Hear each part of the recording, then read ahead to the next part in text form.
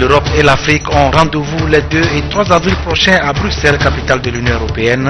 Une rencontre au sommet dont le chef de la délégation de l'UE au Togo a dévoilé le programme et l'ordre du jour aujourd'hui devant la presse. Les cantines scolaires comme facteur d'incitation à l'assiduité et de maintien des élèves à l'école, c'est l'un des dossiers de ce journal. Enfin, mobilisation tous azimuts en Guinée-Conakry contre l'épidémie de la fièvre Ebola. Une soixantaine de personnes auraient déjà succombé à la maladie. Inquiétude dans les pays voisins.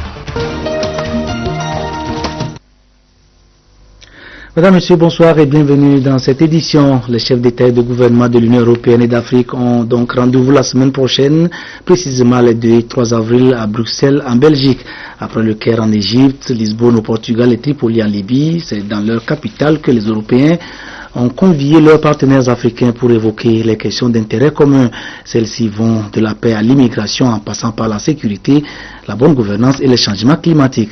Le chef de la délégation de l'Union européenne au Togo a donné les détails de l'ordre du jour de ces assises ce matin lors d'un face-à-face avec la presse dans les locaux de son ambassade à Lomé. Compte rendu, Christine Petcheki à Loubet.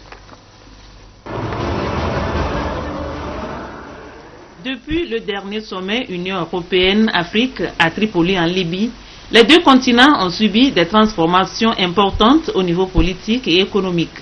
L'Union européenne a entrepris des réformes pour sortir de la crise économique et l'Afrique a fait preuve d'un dynamisme économique et démocratique soutenu. Face aux enjeux communs, notamment la poursuite d'une croissance économique durable et la nécessité de créer des emplois pour lutter contre le chômage, l'Union européenne et l'Afrique doivent renouveler leur engagement pour une coopération plus efficace. Le 4e sommet de Bruxelles établit un partenariat gagnant-gagnant avec pour vocation d'aller au-delà de l'aide au développement afin de s'attaquer aux défis liés à la paix, la sécurité, la gouvernance démocratique et les droits de l'homme. Tout ceci résumé sous le thème « Investir dans les populations, la prospérité et la paix ».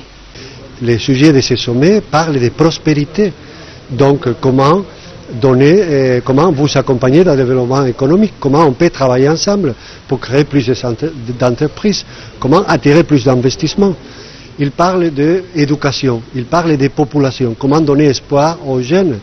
Donc, éducation, formation, échange, emploi, les phénomènes de la migration. L'Union européenne est déjà le premier partenaire qui accompagne l'Afrique à développer ses propres capacités de gestion des crises.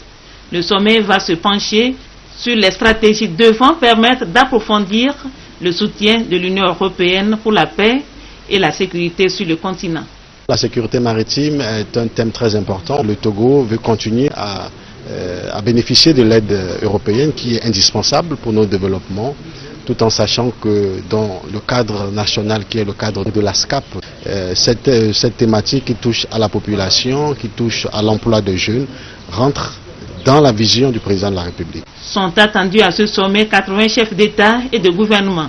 Des observateurs de haut rang seront également associés. Ce rendez-vous représente une opportunité pour l'Europe et l'Afrique de démontrer à leur population les bénéfices réels d'une coopération plus étroite en travaillant ensemble sur des sujets d'intérêt commun. Le Conseil national du crédit s'est réuni ce lundi au siège de la BCEAO à Lomé pour sa première session de l'année 2014. 2 points essentiels étaient à l'ordre du jour, l'environnement économique et financier dans lequel le Togo va évoluer durant cette année et la situation des établissements de crédit et de microfinance. Les travaux ont été présidés par le ministre de l'économie et des finances, Adji Otet Ayassor. Compte rendu, Carmen Madje Akapo.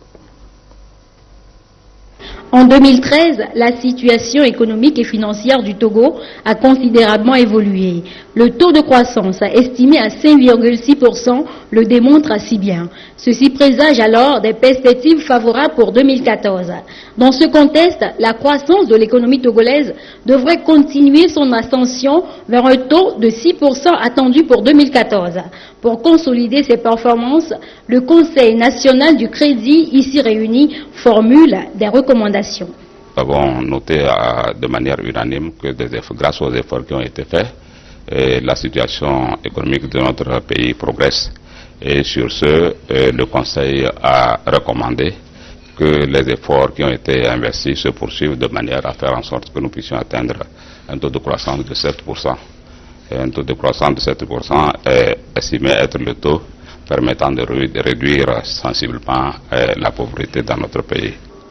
L'analyse de la situation du secteur bancaire et de microfinance au 31 décembre dernier démontre toutes les évolutions intervenues dans le cadre des restructurations envisagées avec la finalisation du processus de privatisation de la BTD et de la BIA Togo, de même que des efforts au niveau national et régional pour assainir le secteur de la microfinance.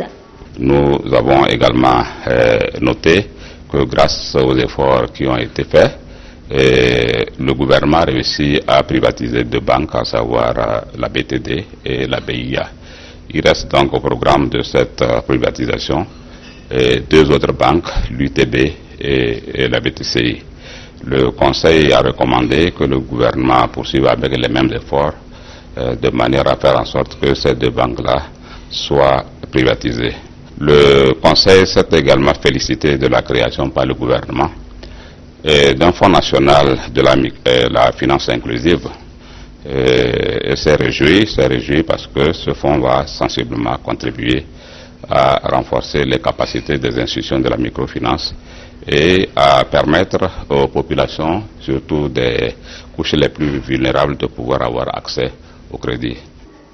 Par ailleurs, le Conseil a examiné son projet de rapport annuel pour le compte de l'année 2013, établi conformément aux dispositions de l'article 98 des statuts de la BCEAO et adopté son programme de travail pour l'année en cours. Demain, c'est le ministère auprès du président de la République chargé de la prospective et de l'évaluation des politiques publiques qui va entrer en scène sous le haut patronage du chef de l'État. Ce département va animer un important symposium sur l'évaluation des politiques de développement menées au Togo. Il s'agit de donner une meilleure visibilité aux réformes entreprises ça et là et constituer une communauté de vision sur les orientations à donner au développement socio-économique de notre pays. Aimé Abalo. L'atelier qui s'ouvre ce mardi 25 mars à Lomé est une table ronde nationale sur l'analyse des politiques de développement entreprises au Togo. Tous les secteurs vitaux de l'État étant imbriqués dans un moule de réformes tous azimuts, c'est donc la crème des cadres des différents ministères et institutions de la République qui y est conviée, y compris également les représentants du secteur privé, du monde universitaire et de la société civile. À l'affiche, un agenda assez ambitieux et bien ficelé.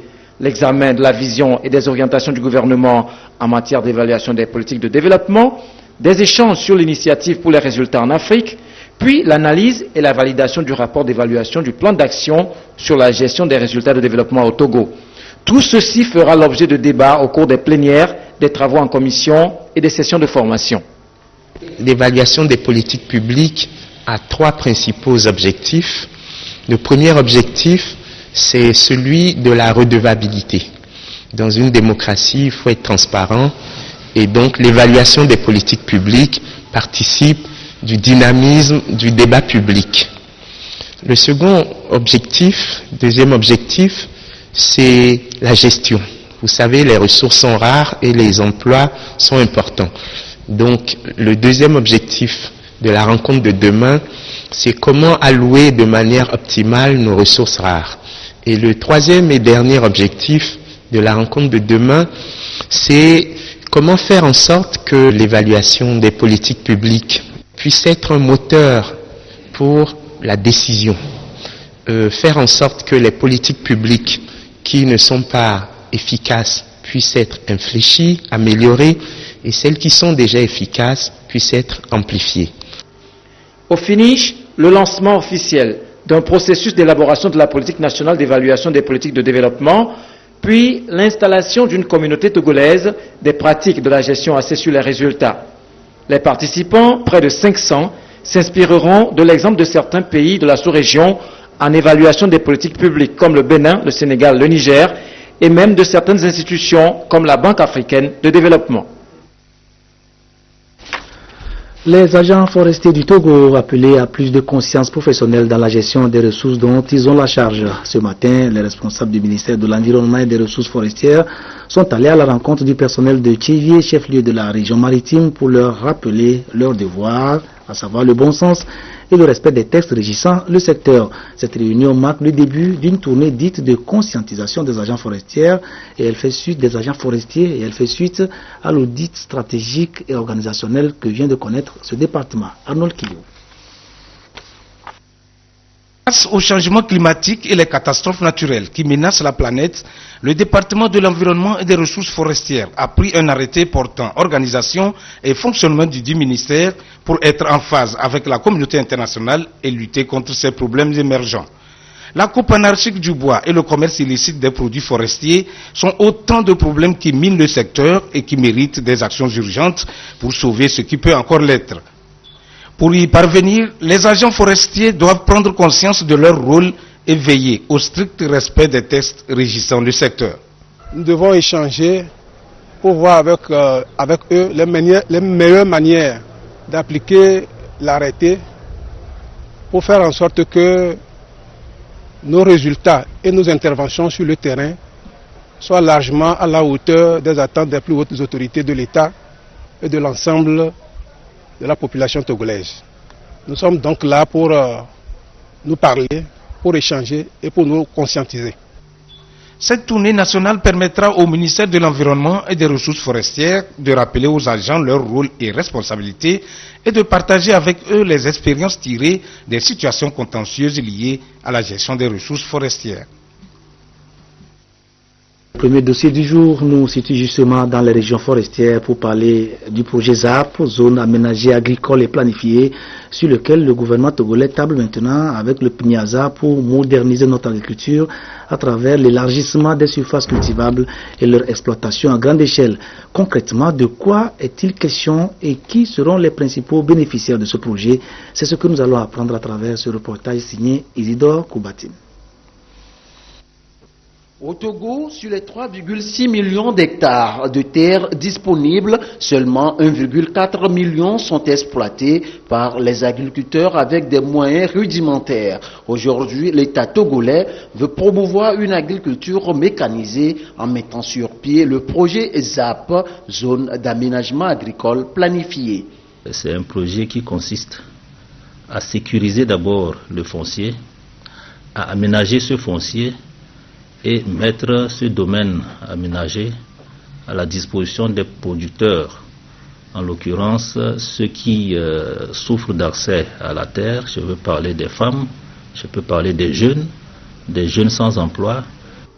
Le projet ZAP possède de multiples dimensions avec des avantages pour les populations bénéficiaires.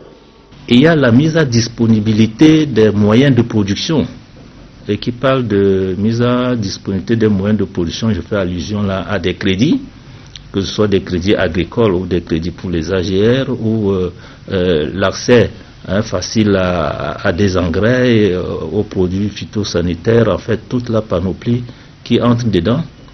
Et il y a cet accompagnement que nous mettons en place pour, depuis la production jusqu'à la commercialisation auprès des paysans, et pour pouvoir leur inculquer ou montrer toutes les techniques culturelles, le choix des semences, jusqu'à la commercialisation. C'est toute une chaîne que nous mettons en place.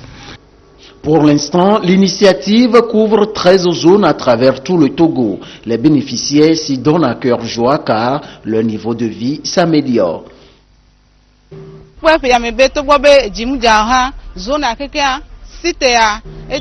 Ce projet nous a vraiment émerveillés. Les récoltes de cette année sont largement supérieures à celles des années antérieures.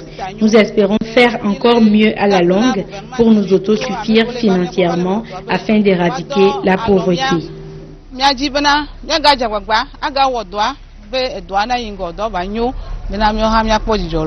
Le Togo, avec cette nouvelle dynamique, peut espérer booster davantage son développement socio-économique, puisque la modernisation de l'agriculture va permettre de transformer le vécu de millions de Togolais.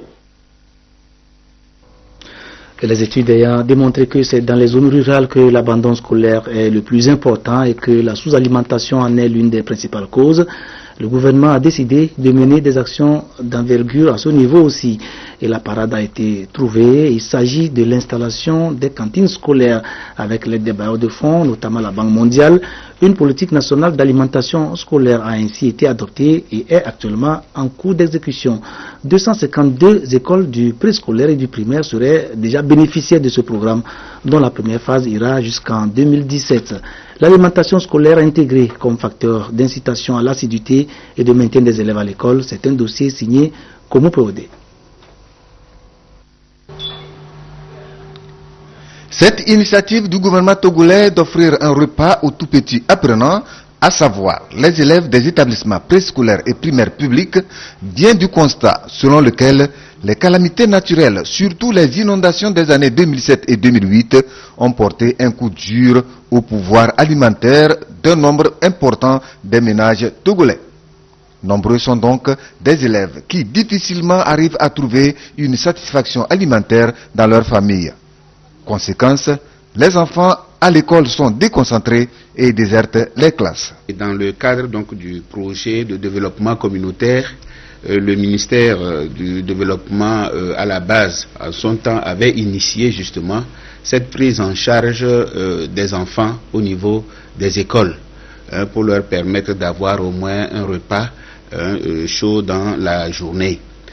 Cette initiative donc a été concluante parce que ça nous a permis de voir que sur les sites où on avait déplacé les gens, cette opération de cantine scolaire a permis aux enfants d'avoir une bonne scolarité.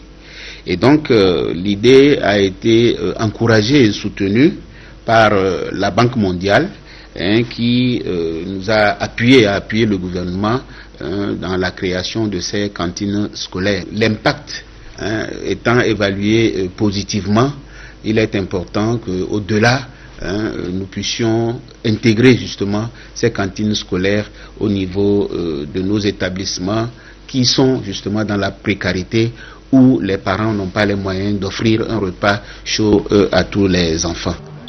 Avec l'appui financier de la Banque mondiale, déjà 252 cantines scolaires sont opérationnelles. L'ouverture de ces cantines est aussi une réponse à la politique de réduction de la pauvreté et du chômage. Non seulement pour la scolarisation, mais aussi dans les milieux, ça permet de créer des emplois pour les femmes qui font la cuisine pour les enfants. C'est aussi, ce sont les produits locaux qui sont utilisés pour permettre donc à ce que les repas puissent être préparés. Donc, vous voyez que à partir d'une opération comme celle-là, en référence un peu à l'axe 3 de la SCAP, eh bien, le gouvernement a pensé que pour réduire la pauvreté et en même temps permettre de bons résultats au niveau de l'école, il faut mettre les moyens. Pour le compte de l'année scolaire 2013-2014, le gouvernement togolais a déboursé près d'1 milliard de francs CFA. Cette opération ne prend en compte pour l'instant que les élèves des préscolaires et primaires publics. Le centre de formation des professeurs de justice CNFPJ poursuit son programme d'initiation des magistrats aux technologies de l'information et de la communication. Après les juges de la Cour suprême et ceux de la Cour d'appel de Lomé, c'est sur leur cadet du tribunal de grande instance de Lomé que le CNFPJ a jeté son dévolu. L'objectif visé par ce programme est de donner aux bénéficiaires les bases nécessaires en matière d'éthique afin de leur permettre de moderniser leurs outils de travail et d'atteindre une certaine rapidité dans le traitement des dossiers judiciaires. Reportage Eric Dianipo, Clarisse Atikle. Les magistrats du tribunal de Lomé renforcent leurs connaissances en informatique, un outil indispensable aujourd'hui dans la modernisation de la justice. Ces acteurs judiciaires veulent se perfectionner à travers une meilleure maîtrise des technologies de l'information et de la communication, très déterminantes dans le fonctionnement et la compétitivité de tous les secteurs d'activité. Par l'outil informatique, les magistrats peuvent accélérer le rythme de leur travail. Ils peuvent sécuriser les informations relatives à leur profession et aussi les informations résultant des différents dossiers dont ils ont la gestion et l'impérieuse obligation de gérer et de trancher. Cette formation sera faite en deux phases. Il y a la phase de formation théorique et pratique qui se fera au centre pendant 5 jours. Et la deuxième phase va consister à faire le suivi au tribunal de Lomé, dans les bureaux des groupes cibles qui ont été formés, et à travers des cas de perfectionnement qui leur seront soumis. L'un des projets phares du programme national de modernisation de la justice au Togo est la mise en place du centre de formation des professions de justice, initiateur de cette session de formation. Les magistrats seront donc outillés à l'informatique, à la bureautique, à l'internet et aux recherches juridiques sur le net. Le but est de leur permettre d'accéder en temps réel à la législation, à la doctrine, à la jurisprudence tant nationale qu'internationale et de partager les expériences en vue d'une bonne administration de la justice. Les agents du sous-secteur de l'alphabétisation et les représentants des organisations de la société civile œuvrant dans le domaine de l'alphabétisation planchent depuis ce matin à Thiévié sur la méthodologie de collecte et de traitement des données statistiques. Ils ont 5 jours pour définir les stratégies qui devront permettre de constituer suffisamment de ressources pour rendre plus visible ce département. Précision, comment Préodé. Faveur d'une meilleure canalisation des activités pour un développement efficient du secteur de l'alphabétisation et de l'éducation non formelle au Togo reste encore bancal ou fragile parce que souffrant d'une absence des données statistiques, outil sans lequel aucun programme fiable, aucune véritable politique économique ne peut être définie. Il y a donc lieu de renforcer la capacité des acteurs de l'alphabétisation en la matière. Ils pourront ainsi, à travers ces connaissances, imprimer un nouveau dynamisme à ce sous-secteur. La statistique, c'est un élément crucial pour connaître la situation d'un secteur donné, et c'est vrai pour l'alphabétisation et pour l'éducation non formelle. C'est très important pour définir les programmes d'action publique, pour réaliser les arbitrages, pour établir les projets, et c'est également extrêmement important pour évaluer ces projets-là. Le problème crucial auquel le sous-secteur est confronté, c'est le manque de données statistiques pertinentes et fiables. Et lorsqu'il y a cette insuffisance-là, c'est très difficile d'assurer de façon efficace la gestion et le pilotage du sous-secteur. C'est même difficile de mettre en œuvre des actions efficaces. Donc c'est pour cela que nous pensons que c'est très important que cette formation-là ait lieu. Au total, 115 acteurs seront outillés en collecte de données statistiques sur toute l'étendue du territoire national. 22 à Thiévié pour les régions Golfe, Lomé et Maritime, 27 à Atapamé pour les régions des plateaux et centrales. Les autres seront formés à Kara pour les régions de la Kara et des savanes. Hors du Togo, c'est le virus Ebola qui est en train de frapper au cœur de la région ouest-africaine. L'épidémie qui s'est déclarée en Guinée forestière au sud du pays a fait en quelques jours plusieurs dizaines de victimes. On parle de 59 morts. Cela commence par une forte fièvre suivie de vomissements et de diarrhée sanguinolente. Le mal que l'on dit très contagieux aurait atteint la capitale. La ville de Kékédou en Guinée forestière, c'est ici qu'ont été décelés les premiers cas de fièvre Ebola. Depuis son apparition en février, l'épidémie a fait au moins 59 morts. Parmi les victimes, les proches de Bernard Tinkiano, il a perdu 8 membres de sa famille, y compris sa femme enceinte. Mon famille, il est fini, mais maintenant, non, mon famille, il y a 8 personnes, et il est fini. De nombreux habitants ont été mis en quarantaine en attendant la fin de la construction d'un centre d'isolement qui accueillera les malades.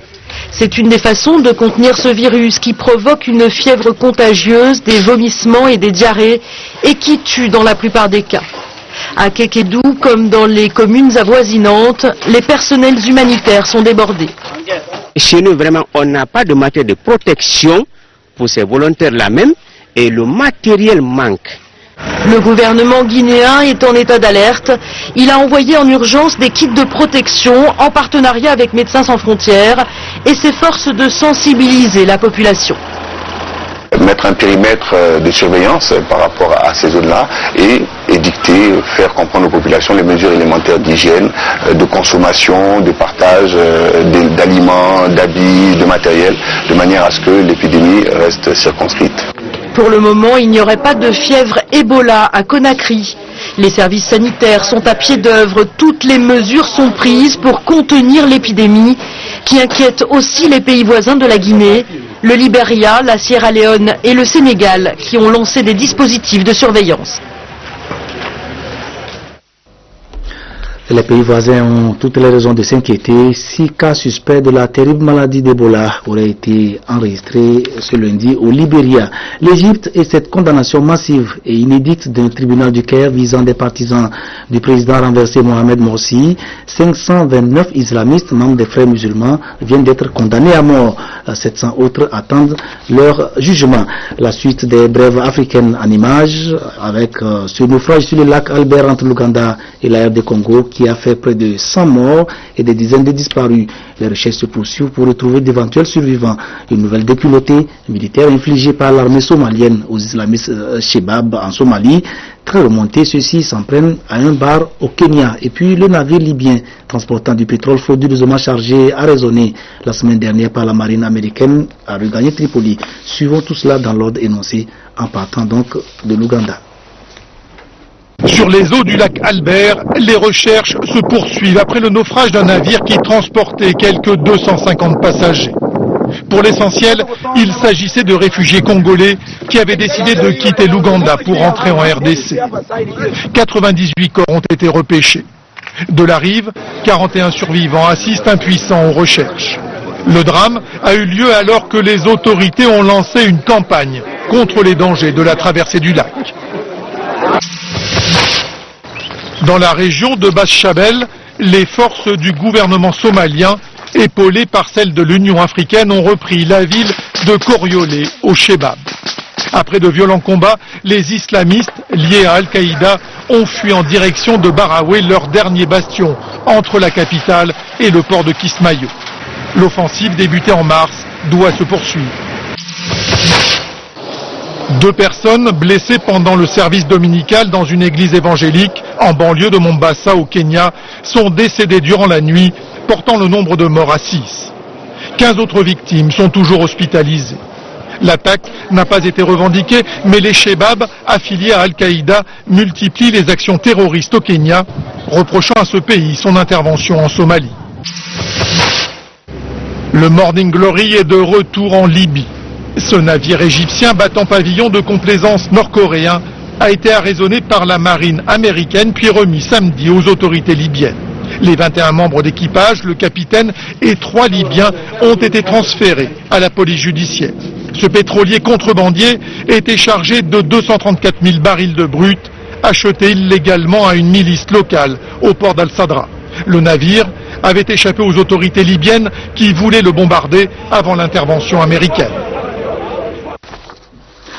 La communauté internationale célèbre aujourd'hui la journée mondiale de la tuberculose, maladie hautement contagieuse et dangereuse. La tuberculose constitue de source médicale la deuxième maladie mortelle après le VIH-Sida. La tuberculose, ses causes, ses symptômes et les moyens pour la prévenir, nous les verrons dans nos éditions de demain. Voici ces communiqués pour finir. Les 2 premiers viennent du président de la délégation spéciale de la commune de Lomé. Je cite, « Il m'a été donné de constater que certains riverains des abords de la clôture de l'aéroport international de Lomé-Toukon brûlent les ordures déversées sur la voie longeant cette clôture, ce qui dégage des nuages de fumée qui s'étendent au-dessus de la piste de l'aéroport. Le président de la délégation spéciale de la commune de Lomé rappelle à la population riveraine des abords de l'aéroport que la piste de l'aéroport et ses environs constituent un endroit très sensible qui doit être maintenu sain pour préserver la sécurité des avions. En conséquence, il est formellement interdit de brûler les ordures à cet endroit. Tout contrevenant saisi sera sévèrement puni. Le président de la délégation spéciale de la commune de Lomé compte sur le civisme et la bonne compréhension de tous et de chacun pour le respect scrupuleux de cette instruction.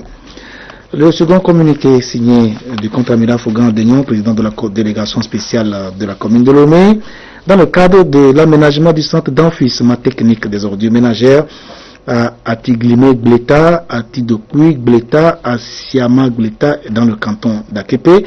Le président de la délégation spéciale de la ville de Lomé invite les propriétaires terriens et les collectivités à prendre attache avec le secrétariat du comité interministériel d'indemnisation si au CASEF, 4e étage, porte 487, muni des exemplaires des pièces justificatives de droit de propriété. Le délai de rigueur du dépôt des dossiers est fixé au vendredi 18 avril 2014 à 17h. Le président de la délégation spéciale de la ville de Lomé compte sur la compréhension et la diligence des propriétaires terriens de ces localités. C'est signé donc le président de la délégation spéciale contre-amiral Fouga à Daignon. Les numéros gagnants du loto-sport du jour, ils sont au nombre de 7. Les voici: 13, 21, 23, 33, 35, 36, 38. C'est la fin de cette édition. La revue des valeurs citoyennes a pour thème ce soir l'apaisement social. Une présentation de Joseph Amégan. Ce rappel pour finir, le principal titre développé, cette conférence de presse que le chef de la délégation de l'Union européenne au Togo a animé ce lundi pour dévoiler à la presse le programme et l'ordre du jour du 4e sommet Union européenne-Afrique qui se tiendra les 2 et 3 avril prochains à Bruxelles, en Belgique. Aux côtés de Nicolas Berlanga, il y avait le chef de la diplomatie togolaise, M. Robert Doucet. Merci de nous avoir suivis. Excellente soirée à tous.